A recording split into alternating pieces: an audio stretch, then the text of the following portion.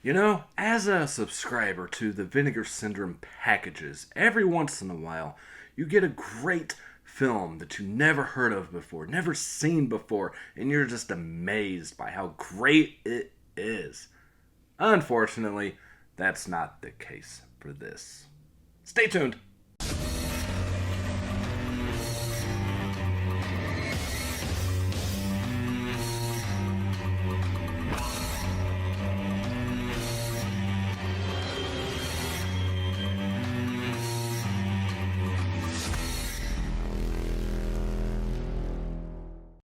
Alright guys, what is up? Welcome back to the channel, back with another Vinegar Syndrome review for you guys.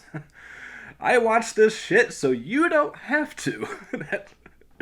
I'm just trying to figure out where to even start with this. I was really looking forward to this one. This scared to death, and more like bored to death. Haha, right? But no, not funny. Fool this man! Anyways, I don't have a lot to say about this. Okay, I'm just gonna throw that out there. It's probably gonna be a pretty short review. So it's basically a however the hell they say it, genetically created in a lab monster, an accident of genetics, going around killing people. Sounds cool, right? But unfortunately, the best part of this movie is the creature itself, the way that it looks in this rubber suit. I'll give him credit for that. The creature is pretty cool looking. But that's it. That's all this movie has going for it. That, and at the beginning of the movie, which I'm going to say off the bat, I realize this is from, I think, a 16 millimeter. Yeah, this is from a 16 millimeter transfer. So there's only so much you can do with a 16 millimeter transfer. But when it starts out in the opening credits and stuff, I'm like, wow, is this really what we got to work with here? Is this going to be like this the whole time? Fortunately, on that aspect, it does clear up after the beginning, but the beginning of it looks like complete dog shit. But again, it does clear up after that, and it actually looks pretty damn good for being off a 16 millimeter negative, yeah,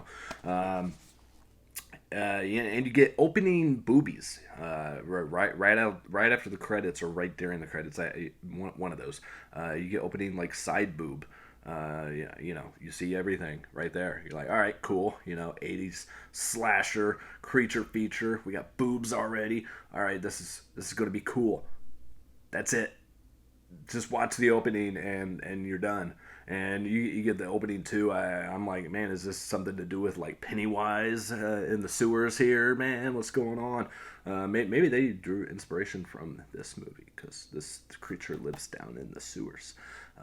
But you get like, yeah, that opening scene takes you to that, though. That's where your mind goes, is thinking about the It movie and Pennywise. And anyways, so the opening is the best part of this movie, guys. It's all you really need to watch is like 10 minutes of it, and you get the gist of it, and you don't have to waste any more of your precious time.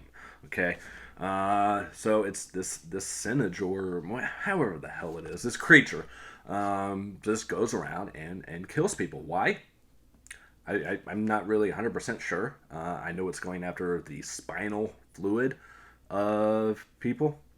I know it's trying to have kids, and it can produce children on its own and stuff, and it's trying to like feed them and do stuff, and it doesn't go into grave detail on that. You see like some like stuff down in the sewers that I'm guessing it's spawn, and then it needs the fluid to maybe feed them or something.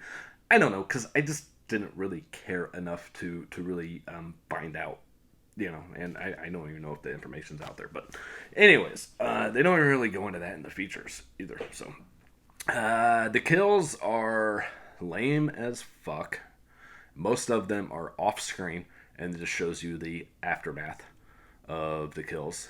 You get your leads in here. I had to write the names down. What were they? Ted and Jennifer are your two leads. Ted's an ex-cop, an ex-detective, and now he's trying to be a novelist or some shit. and Jennifer is, I believe, a journalist or something. I don't really know what her purpose was. And they're trying to, put a stop to this thing. And people are thinking it's a regular serial killer. And people are finding out maybe, well, it's not. It's a monster, man. Okay. And later on, you get this other woman who works at the lab that this thing came from, and she might know how to kill it. Yeah, I think she's the one that ended up like marrying the director or something as well. Directed by William Malone. I knew that name. He's actually a sculptor turned director. He actually sculpted the original Michael Myers mask in the original Halloween. So that's cool. That's something, right? Not that it was much to sculpt, just taking a Shatner mask and modifying. But yeah, so I knew that name though.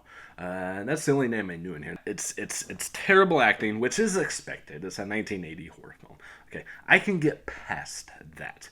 Okay, as long as you deliver the other goods, you gotta deliver the gore and the cool kill scenes and the flesh, and yeah, it just lacked all of the other things. And this movie is just fucking boring. Like I had a hard time getting through this. And this is only how long is this? 97 minutes, so a little over an hour and a half. Average runtime, and I was falling asleep so many times. It's just, there's nothing there. The action's not there. The suspense isn't there. The thrilling moments, the edge of your seat. I mean, the movie's called Scared to Death. I want to be on the edge of my seat, just like shivering. There's nothing there. Okay, if you want to waste an hour and a half of your freaking life and watch this, go ahead. I mean, I did. But I did for you guys, so you don't have to. Again, there's nothing here. I'm trying to think of anything else good besides the way the creature looks. Again, the creature looks amazing. Okay, he did a great job sculpting this creature. That guy, what's his name? Kermit, I think is his name, or something. Anyways, Mike Muscat, maybe that was it. Yeah, Mike Muscat, I think was the creature. And like the key grip or something, did great. And again, that's it. You get like a roller skating scene for whatever fucking reason in this parking garage. Not really sure why. It's way too long of a scene to be in this movie. There's no like suspense going on during this. There's nothing. They just end up coming across a body. I don't know. It just seems like there's scenes in here for obviously like filler or something. I will give the movie credit. I will say one other positive thing is making a movie back in the late 70s. When they started production on it. 79, 78. Into 80. Going out like pretty much guerrilla style and finding these locations. And everything being pretty much practical locations, and building, the one guy built the sewer set by himself in like a weekend, from what they were saying in the features, and that's pretty impressive. Okay, I'll give them that. They put a lot of work into this. They all teamed up and came together and really contributed to making this film and doing something they wanted to do. So I always appreciate that about the older films, but yeah, I can't recommend this at all, guys. I would say if I wasn't a subscriber, I wouldn't buy it if I'd seen it first, but I still would, because I'm a freaking completionist and I have to have it. I can't be missing a Vinegar Syndrome release with the slip and everything. The slip's awesome. I mean, look at this. It's all embossed in the lettering. You got your boobs on the back. I don't know, whatever. Luring in with the showing the flesh, and disappointing. Here's your reverse art on here as well, and your disc art. I didn't pop the other disc in. It says it's a bonus disc, previously restored alternate version. not scanned or restored by Vinegar Syndrome. I mean, I watched the one restored by Vinegar Syndrome. That's enough for me. I don't need to see a lesser scan. But this was William Malone's directorial debut too, so I try not to be too harsh. You know, first time director, a lot of newer actors and everything. I don't know. We have on here, like I said, newly scanned in 4K from the 16mm. You get a commentary track with director William Malone, actor Bryce Kermit Eller, and actress Diana Davidson. I listened to some of that just kind of as background noise. But really, everything on that you're going to find in this other feature right here. This Rise of the Sinjanor, a brand new making of documentary with interviews with the director, that Kermit guy, and actress Diana Davidson. Makeup supervisor James Southers. Effects artist Kevin Altari. Actor David Moses, actor Mike Muscat, and actress Tony Jonetta. Which is an hour and 15 minutes. It is. I watched about 45 minutes of it. I just didn't care anymore after that. You do get, and that's where he talks about the Rick Springfield thing, going back and forth with him and then the guy that ended up getting the role, Rick Springfield, saying he can't do it, then calling back saying, oh, yeah, I'll go ahead and do it. I said I would. And this is like a day before they were going to start shooting too. And kept backing out. You kept having to call the other guy, get him back, and all that. And that's when you find out he married the one woman working on the film as well, and his sculpting work before this, and doing all that. So it's a pretty informative interviews and behind the scenes. I mean, an hour and 15 minutes, it's almost the length of the movie. So very, very, very informative. And then you get the locations of Scared to Death, which ran 8 minutes and 34 seconds. You guys know I love like then and now stuff. And a lot of the stuff was gone, or they couldn't get to on this one. So this one was kind of lame in that aspect. Like, oh, I would show you this, but it's not here anymore. Or I would show you this, but they put this building here, and you can't walk around that way anymore. We can't get into where this guy's office was, the detective, or you know, the ex-detective, whatever. Then you get Dracula Party, Scared to Death music video, which was 3 minutes and 50 seconds.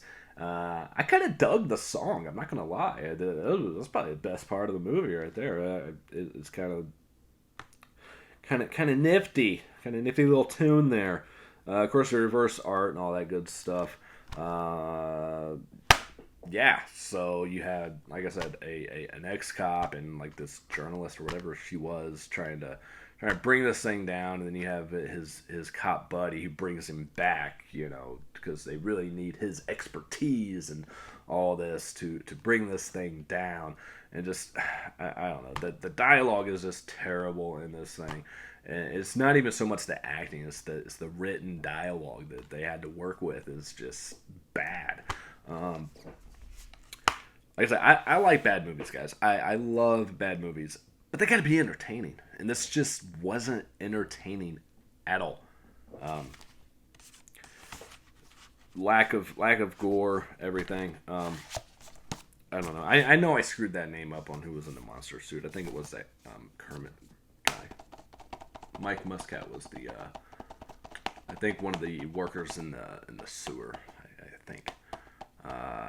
Which was like probably the only like kind of cool death in the whole movie. So yeah, if you guys want to watch it, I definitely recommend you guys stream this first, unless you're a completionist like myself.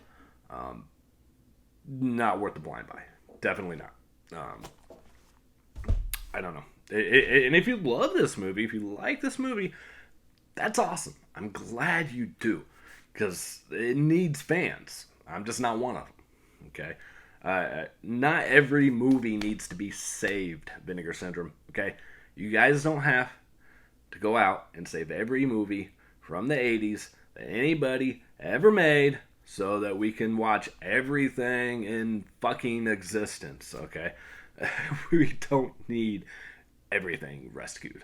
Okay, I mean, I hate to say that because people put a lot of work into movies, and I do appreciate that, but I don't know. Is it worth our is it really worth our time to sit here and talk about this right now and to watch it and everything?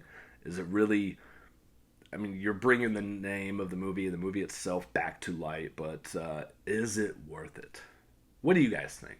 Should they save every movie possible, or should some of them be better off left where they were on VHS or wherever they ended up landing and not getting a DVD release or a Blu-ray release up to now? Should they just stay in VHS hell on certain titles? I think as long as we can get them off of Tubi or something like that. I mean, Tubi has a lot of great 80s horror films and lesser known horror films on there. I think as long as we can stream them, and then, if enough people ask for it after that, then yeah. But give us a chance first to see if it's worth everybody's time and energy to rescue this film and give it a proper treatment. This is my opinion. I don't know. Let me know what you guys think, if you're still here. I was going to talk about more stuff, but we've already been here over 15 minutes, and that's longer than I really even wanted to talk about this movie. So I'm going to let you guys go and enjoy the rest of your night, evening, morning, whatever time it is you're watching this video. And as always, guys, peace, love, and happiness to each and every one of you. And I will catch you all later. I was never meant to exist. A genetic mutation created by